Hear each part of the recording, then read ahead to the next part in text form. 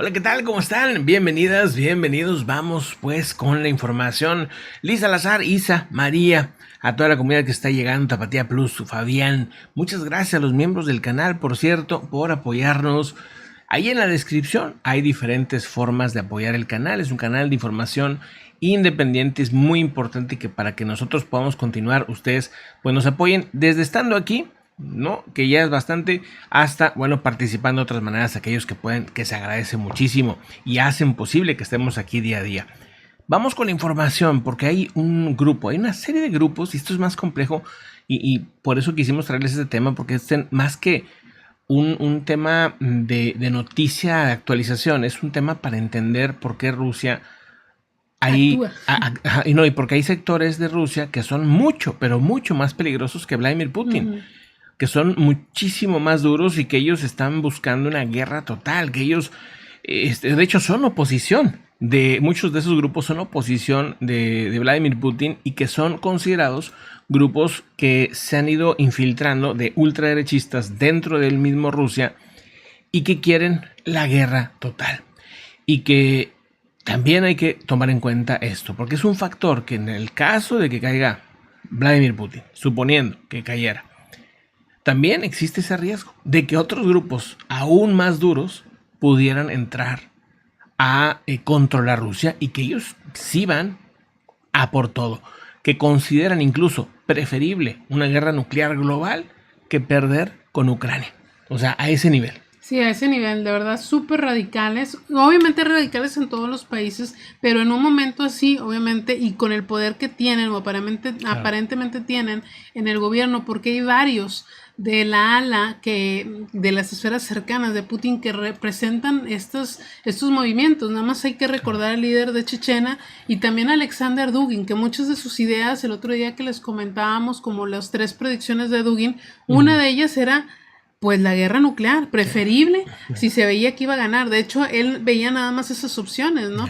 Entonces ahí se ve cómo desafortunadamente estas alas pues están muy cercanas al poder. Y siento que es algo que no se está entendiendo muy bien por el mundo, ¿no? En general, ¿no? O sea, hay zonas o hay grupos, hay como... Es que estos están demasiado radicales, sí, está bien. Los prohibieron, pero luego esos grupos se fueron infiltrando a otros partidos y luego después se fueron radicalizando. O sea que al final, pues esos grupos siguen ahí. Quiere decir que hay una sección, que hay una parte, digamos, dentro del mismo Rusia que es mucho más radical que el mismo Vladimir Putin y que creo que esa parte no se observa mucho, ¿verdad? Porque pues dice, bueno, Vladimir Putin representa un gobierno que aunque, pues claro, si comparas con otros países se ve como muy autocrático, muy, ¿no? No quiere salir del poder, etcétera, etcétera.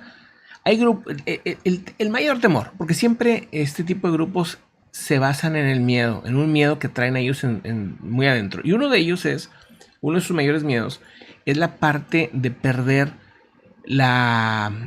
digamos, las tradiciones rusas, ¿no? O sea, cada vez hay más grupos que también hayan existido toda la vida, ¿no? O sea, Rusia es no nada más un tipo de grupo, sino hay muchos grupos, ¿no? Como en México, como en todos lados, pero uno de esos grupos son como los rusos más puros, por así llamarlo, entre comillas, en cuanto a tradiciones. Porque hay otros que tienen tradiciones más hacia otras culturas también de Rusia, pero que no son el considerado como ruso normal o ruso perfecto, digamos así.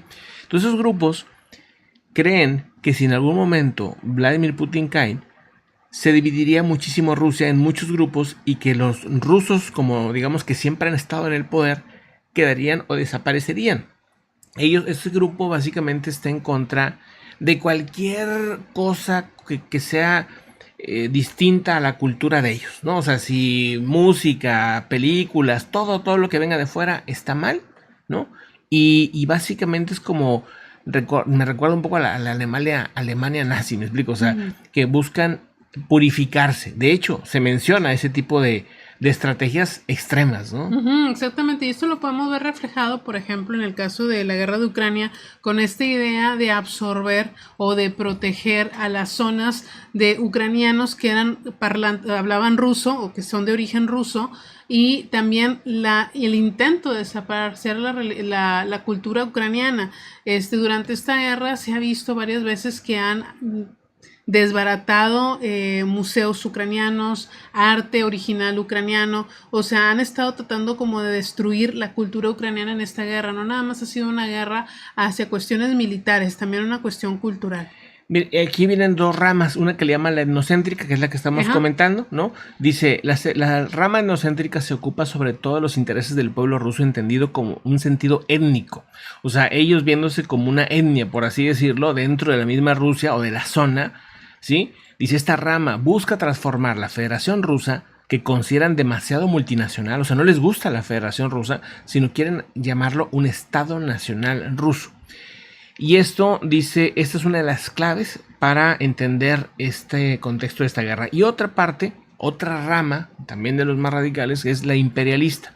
Dice, esta enfatiza la grandeza del Estado ruso frente al mundo exterior, es decir, Occidente, y alienta al Estado a ejercer su dominio sobre varios espacios y poblaciones, tanto eslavas como no eslavas, cercanas a Rusia. O sea, ellos quieren controlar no solamente Rusia, sino los países que están rodeando a Rusia. Y esta es la parte imperialista, y esta creo que es la más cercana a Vladimir Putin, ¿no? A este Vladimir Putin que se muestra más como un zar que como, ¿no? Y que busca agrupar lo que era la Unión Soviética, básicamente, ¿no?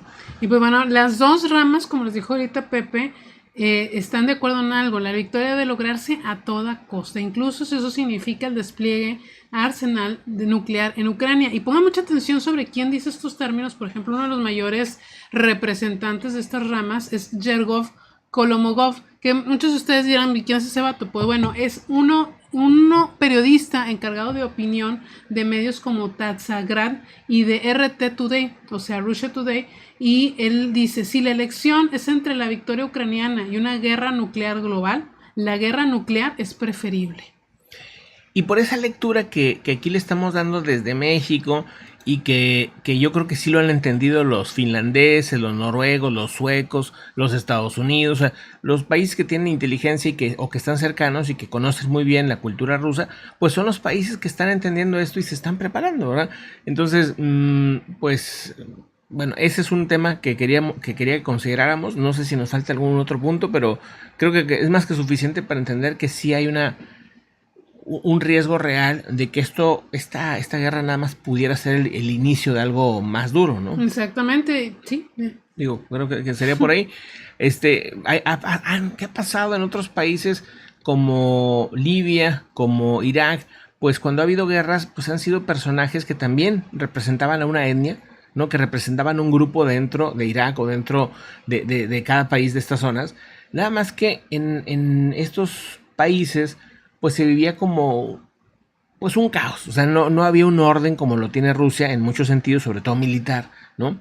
Hay mucho más orden y hay mucha más potencia. Allí sí hay armas de destrucción masiva verdaderamente importantes. Entonces, hay una gran diferencia entre Irak y Libia y todas estas zonas, ¿no? Por eso creo yo que el desenlace pudiera ser muy distinto.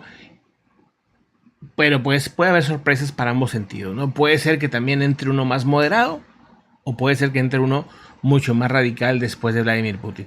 O que Vladimir Putin, para mantenerse en el poder, se vaya con un grupo o con otro. Que diga, ¿sabes qué? Pues sí, me mantengo en el poder, pero voy a seguir o voy a unirme más a este otro grupo que me pide que vaya hacia la totalidad de la guerra, ¿no? O sea, que nos vaya ya no a un Ucrania, sino irnos a algo más global, ¿verdad? Lo que sí también veo, lo que ha estado pasando en las últimas semanas, es que China no parece estar interesado en un conflicto. Pareciera que más bien no van por ahí. Taiwán, que por cierto no hemos hablado de Taiwán. Taiwán, la misma autoridad de Taiwán, los comunicados que han salido últimamente dicen, no hay opción de guerra, o sea, no va a haber guerra, punto. O sea, Taiwán se niega totalmente a la guerra, lo ha estado comentando últimamente y eso también es positivo.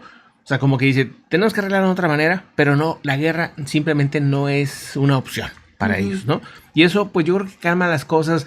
China se ha calmado, Taiwán se ha calmado, China le está jalando las orejas a Rusia, como que dicen, por ahí no es, por ese lado no es, ¿no? Por ese lado no es, vamos a prosperar todos y no, por lo menos por ahorita no parece querer una guerra, ¿no? Ni Taiwán parece que quiera una guerra, así que pues se han calmado mucho las cosas en ese sentido. lo que es más preocupante ahorita es esta parte, ¿no? Es Rusia esta parte que es un poco, bueno, es que siempre ha sido la jugada de Rusia, ¿no? Bueno, de Vladimir Putin, este caos, un poco como el Guasón, el caos porque luego no sabes de dónde va a venir el golpe. ¿Cómo dicen? No sé qué pescadores, ¿cómo se llama? Ya volvimos. Ya volvimos a las frases. A río revuelto, ganancia de pescadores. Ganancia de pescadores. Bueno, no era esa, era otra frase más cañona, más bañada. Pero, ¿Ah, sí? Sí. Qué bueno. Pero no, ahí déjalo eso.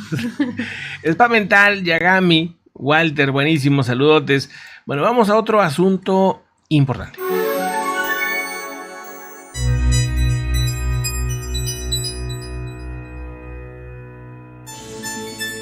Bueno, hablando de ahí